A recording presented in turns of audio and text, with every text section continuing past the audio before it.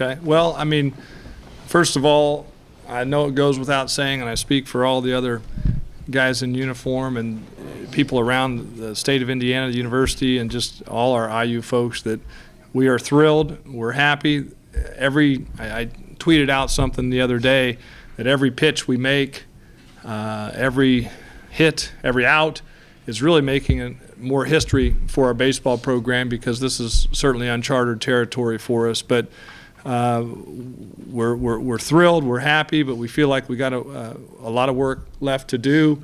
I would say with regard to Florida State, you knew it wasn't going to be easy, and I was very, very nervous, even with I think it was a 6-run lead in the ninth, and I think that says what level of respect that I have for Florida State, and we can all learn from that, and that's a tremendous. So to be able to do that here, I don't think there's a better preparation for our team moving forward.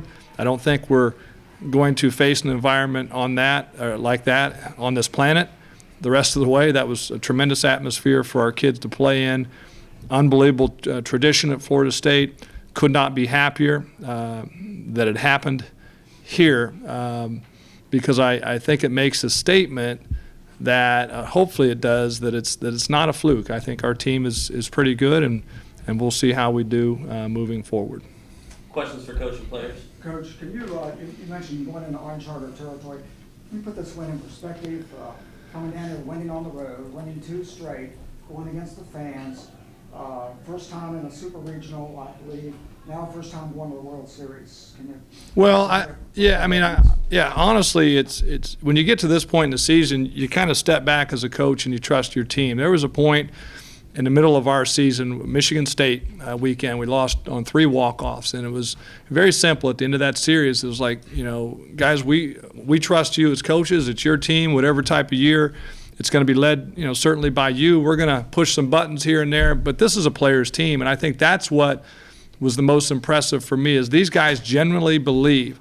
I can say that, I've been coaching at this level now for 20 years or close to 20 years, and so I was a little, I could just taste it. I wanted this badly, and just by me getting to the field and being around my players gave me confidence, because I saw that these guys were confident. In terms of perspective, someone helped me here, but the last Big Ten team to make it was 84. I was a senior in high school in 84. And I remember I shouldn't have said that. I remember watching those teams, Bud Midall coach teams with Barry Larkin and Sable, all those guys. I remember watching that. It's hard for me to believe that it's been that long, or that I'm just a young guy. But I'm happy for our league too, because, and I said it out there on the post-game interview, people don't understand what Northern conferences, Northern schools have to go through to get to this point. And I'm happy that we're able to carry the torch, if you will, for some of the schools in our league to say that you can do this. And so from that perspective, I think that's equally as important, that we do play good baseball up north. And yes, we start a little slow sometimes because of things that are outside our control, but hopefully we legitimize that with a tough road win at Florida State.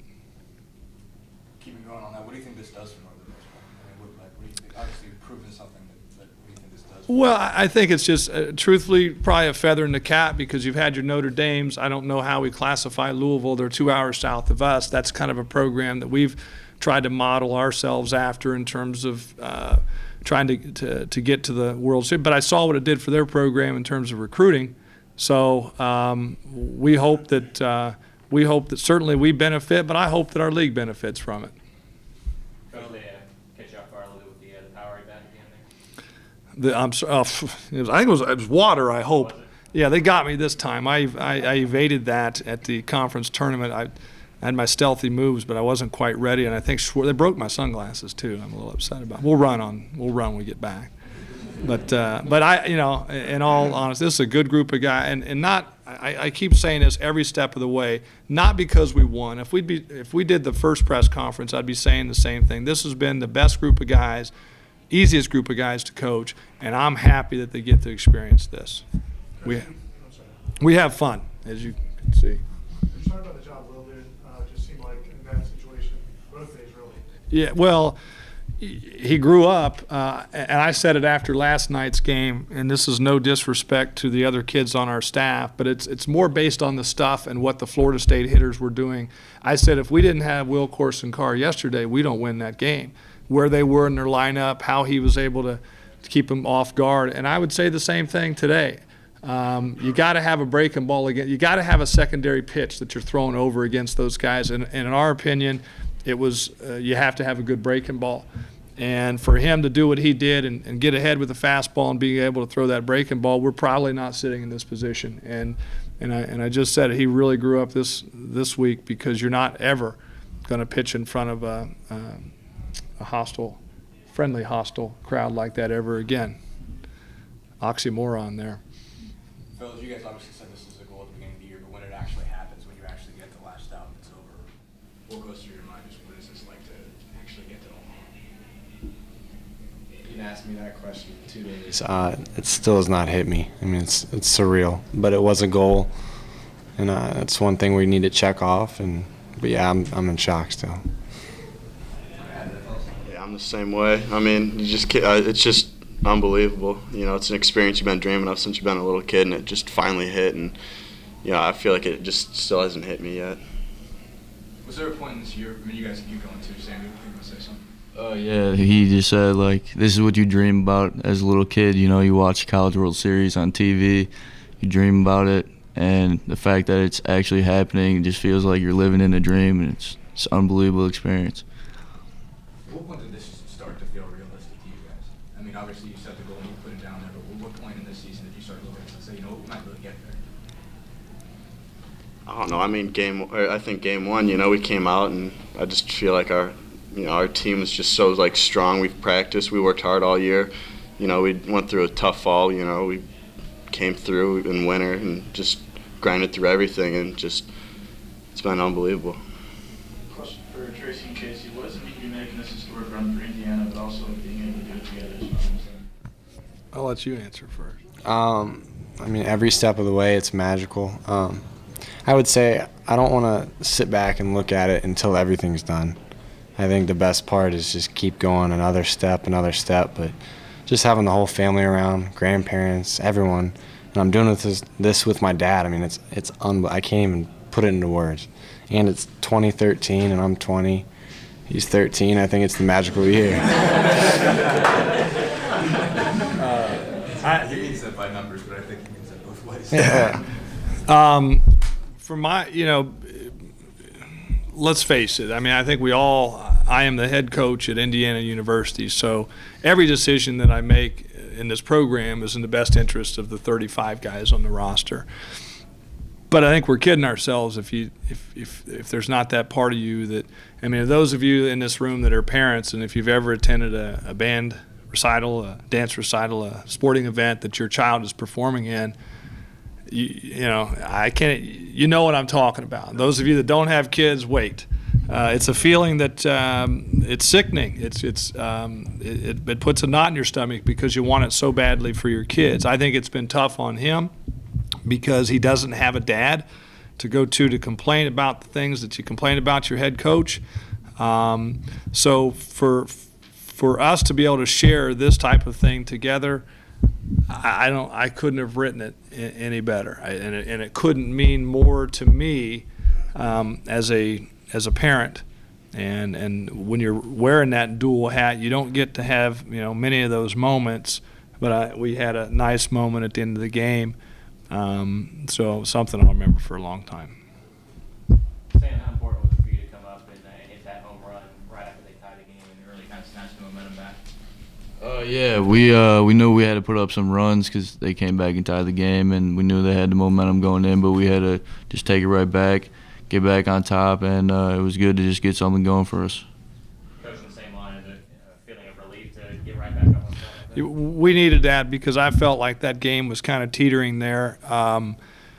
Again, this is a mature team. We played maturely all year, but that was huge. I thought it kind of zapped a little bit of that crowd energy out. It was a big hit, but we knew they were going to make another run or two at some point. But yeah, I would much rather have that lead than sitting there in a tie ball game with three to four innings to go.